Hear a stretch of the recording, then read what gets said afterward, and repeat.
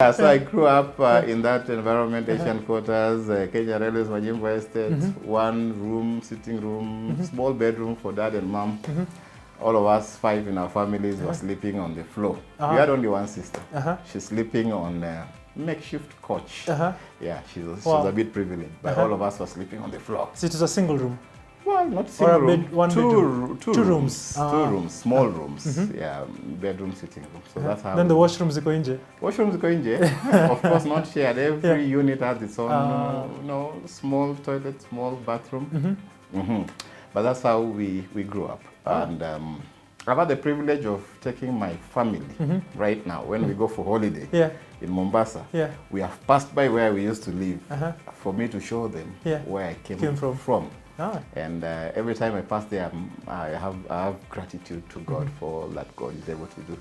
So God who has done it for me can do it for anybody else. Anybody else. So that was my background. Of course, what were your parents? What were your parents doing? My dad was working for Kenya Railways.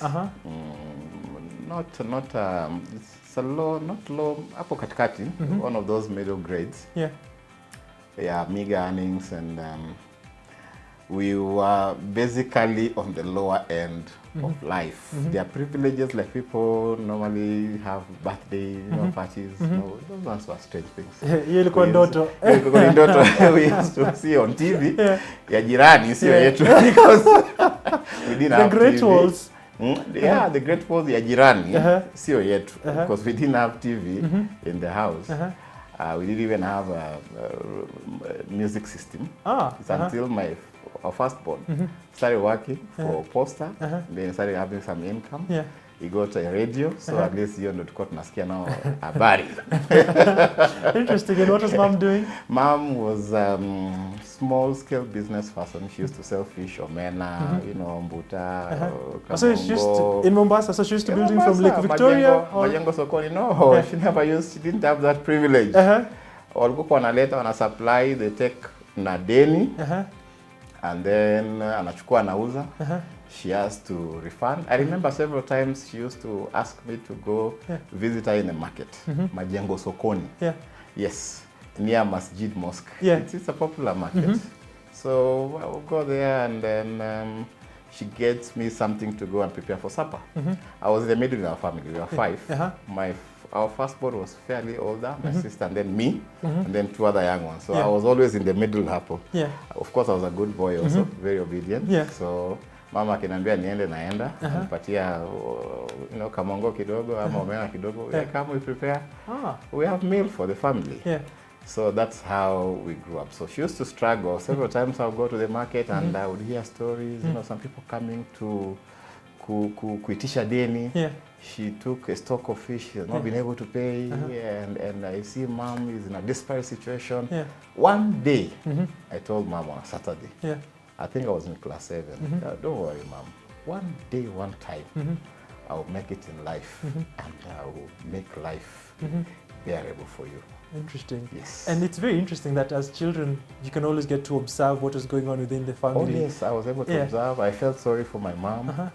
Those are some of the motivations that make me to work extra hard and diligent, and to learn the ways of success as I grow up, so that I escape the chain of poverty. Interesting. And having observed, or maybe being entangled in the chain of poverty growing up, what exactly were some of the aspects that you observed that you wanted to escape out of?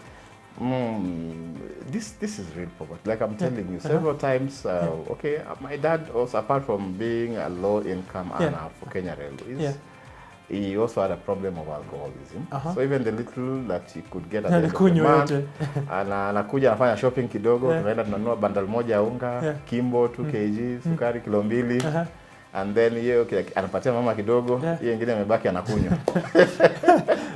So it's mom who really had to work so hard.